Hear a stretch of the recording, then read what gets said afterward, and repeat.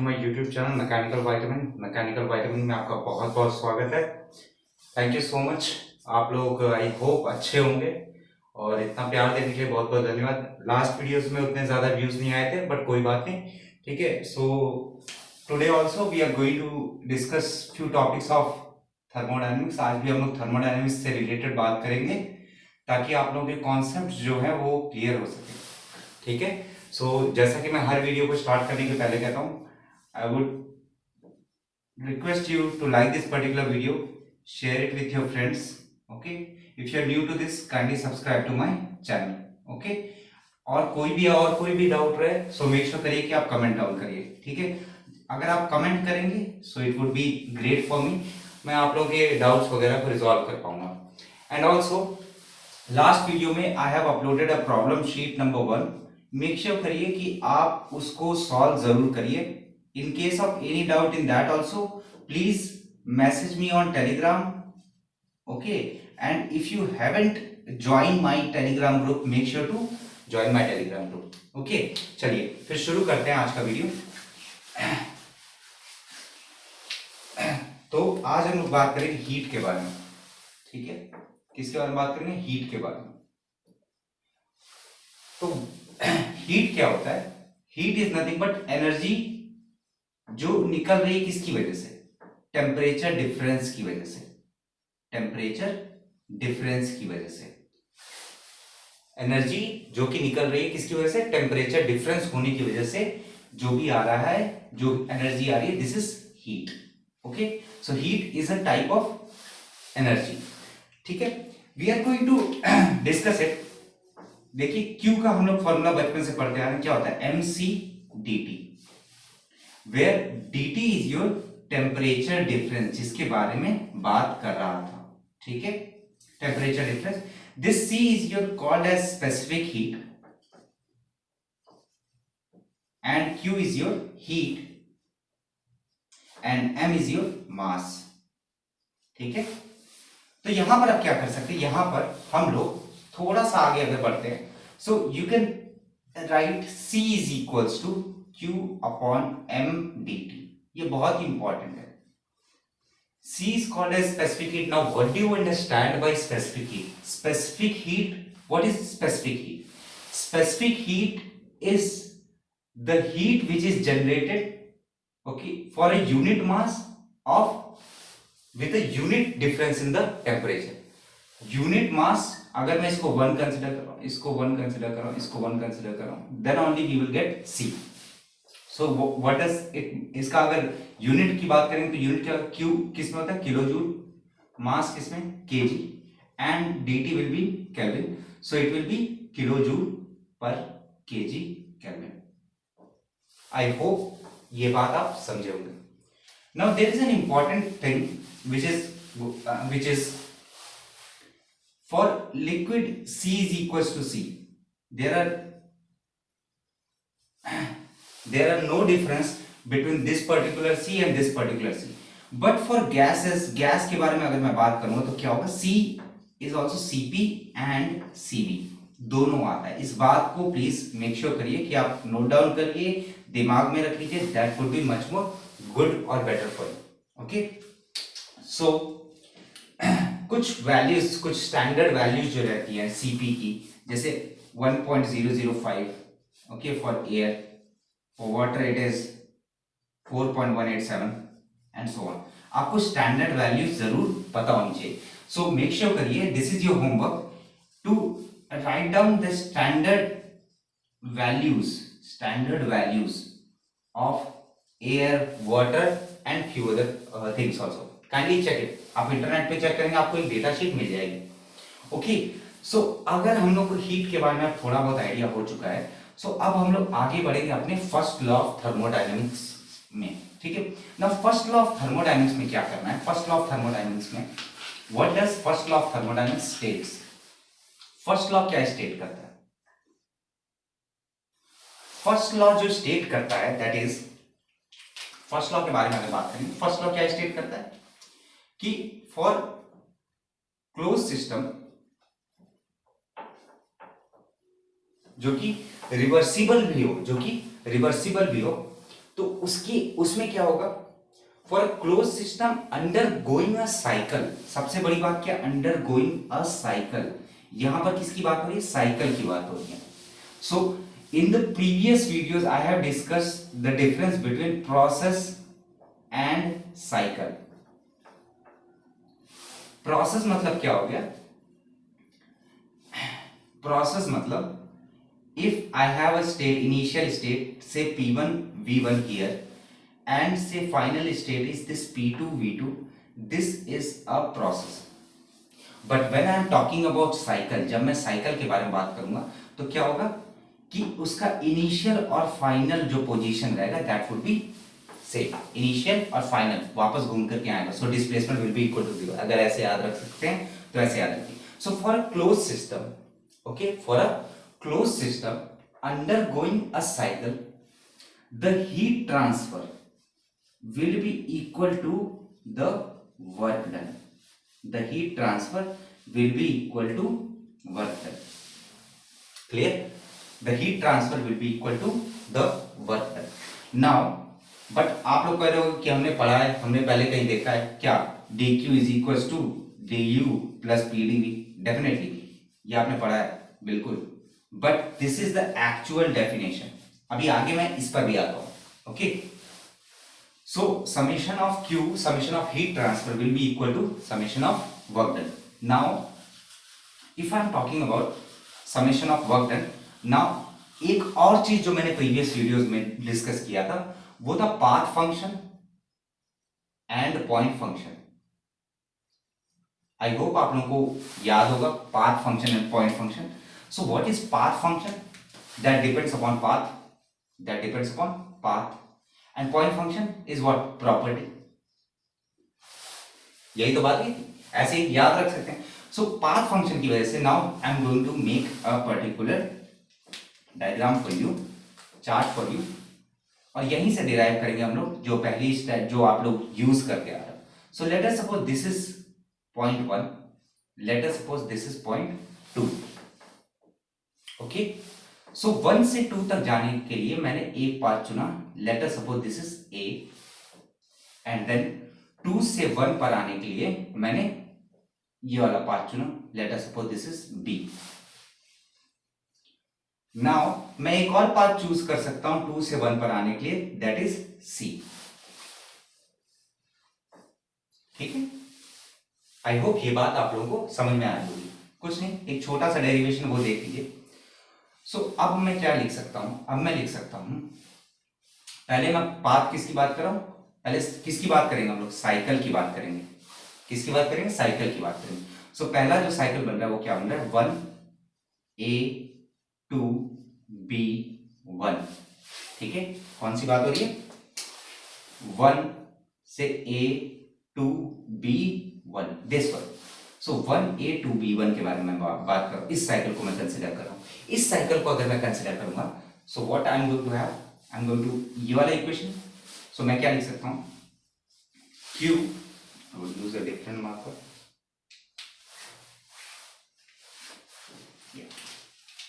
So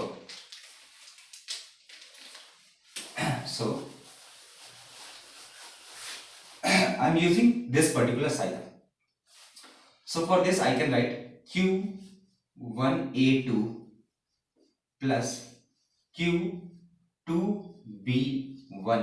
देखिए 1A2 मतलब 1 से A से 2 एंड 2B1। इसका summation will be equal to work done in 1A2 plus work done in 2B1। So this is small delta Q, delta Q, delta W and delta W. I hope you are getting this. Okay. Now moving on ahead, this is one of your equation. ये आपके पास एक equation है। Now moving on ahead, I am going to now consider what? I am going to consider cycle 1A2 2C1. So I am going to consider the cycle 1A2 C1. Okay, this is I am going to consider. अब अगर मैं इसको consider कर रहा हूं तो मैं यहां पर क्या लिख सकता हूं, delta Q 1A2 plus delta Q 2V1 2C1 will be equal to delta W 1A2 plus delta W 2C1. I hope you are getting this. Okay, make sure to hit the like button अगर आप लोग को video समझ में आ रहा है. If I am helping you out in some sort of way, so make sure you like this particular video. Now you have two equation. आपके पास दो इक्वेशन है. जैसे ही आपके पास दो इक्वेशन आएगी, so आप क्या कर सकते हो, आप अब सब्स्टिट्यूशन कर सकते हो. This is equation number 2. So you have two equation. आप इन दोनों इक्वेशन को क्या करो, सब्सट्रैक्ट करो. सब्सट्रैक्ट करो तो क्या होगा, 1 minus 2. Subtract these two equation, you are going to get, I'm writing it here so that visible हो जाए. Okay, so दोनों को अगर सब्सट्रैक्ट करो तो क्या होगा, ये 1A2 जो है और ये 1A2 जो है, that will be cancel out. Next, delta W 1A2 will be cancelled by delta W 1A2, this one. So ये दोनों cancel out हो जाएंगे. So straight away I am going to write delta Q 2V1 plus delta Q 2C1 plus नहीं minus, I'm sorry, okay, will be equal to delta W 1A2 plus delta W 1A2 तो cancel हो गया था ना, sorry, delta W 2B1 and 2C1. So this is what I am getting. अब हमारे पास ये equation आ गई, प्लस की जगह माइनस आएगा because I have subtracted 1 minus 2. Okay, now if you have this equation, coming back to this particular equation, if you have this equation, now what you can see कि delta Q 2B1 will not be equal to delta Q 2C1.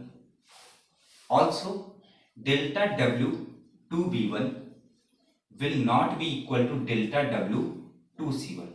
Obvious सी बात है. And if these two are not, so I can write there is some sort of value which is left. अगर इसको मैं consider कर रहा हूं कि zero, क्या ये जीरो हो सकता है? No, it cannot be equal to zero. इसको मैं कंसिडर कर रहा हूं, क्या ये जीरो हो सकता है? नहीं, ये भी जीरो नहीं हो सकता है. सो इट मीन्स कि कोई एक एक्स्ट्रा वैल्यू बच रही है. That extra value, that extra portion is due to the internal energy, the internal energy. So from there itself आपके पास जो इक्वेशन निकल करके आएगा, that would be delta Q equals to du plus del W. This is your standard equation. ठीक है, ये आप लोग हर जगह पर यूज करते हैं. I hope you are getting this. Okay. So delta Q is equals to du plus del W. Why this derivation was important? To show you two things, that there is different path which is chosen by these two process. ठीक है, process ये है, cycle के part है process, path, ठीक है, and this is also different path. So it means if I am talking about path function, so can I say heat and work, these two are an example of path function. These two are an example of path function. Okay, I hope you are getting this. Just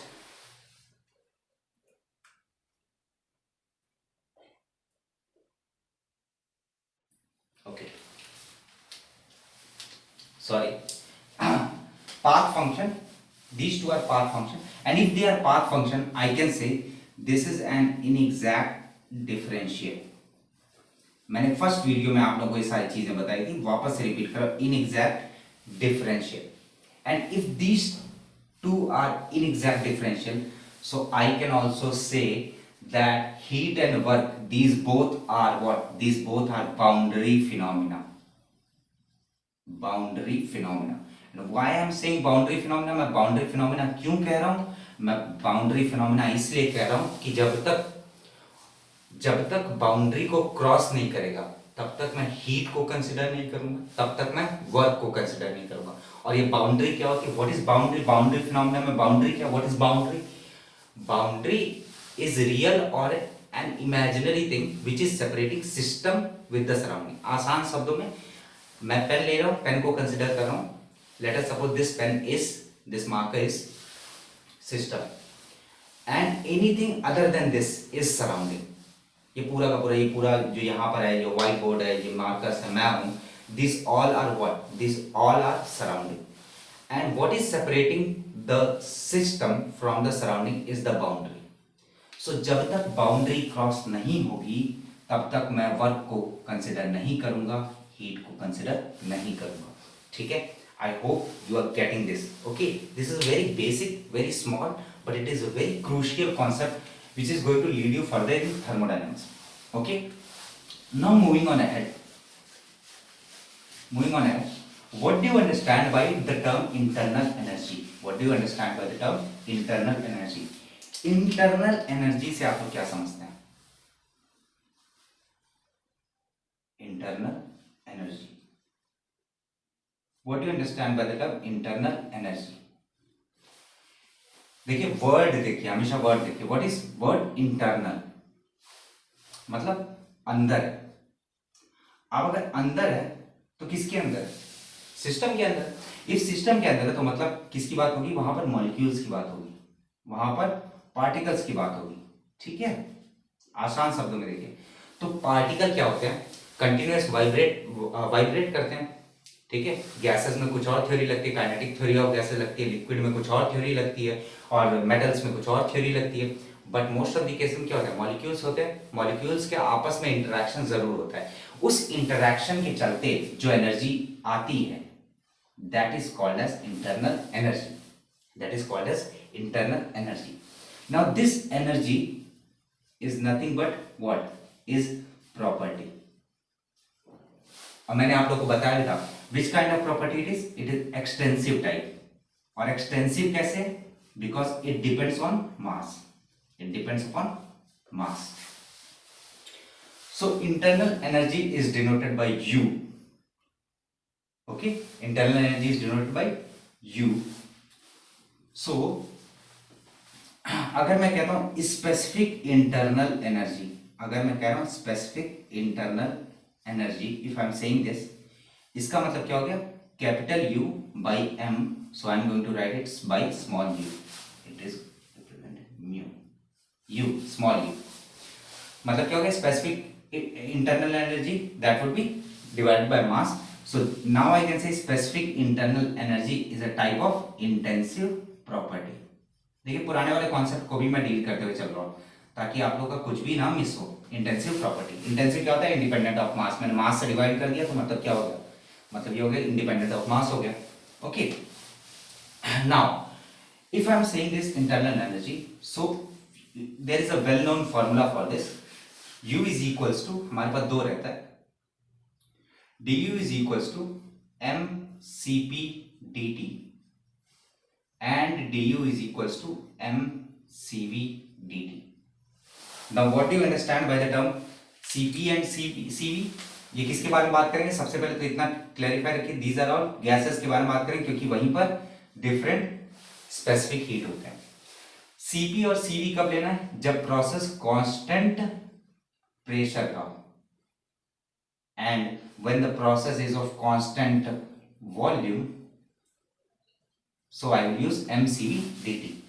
but ये तभी valid है when it is for ideal gas,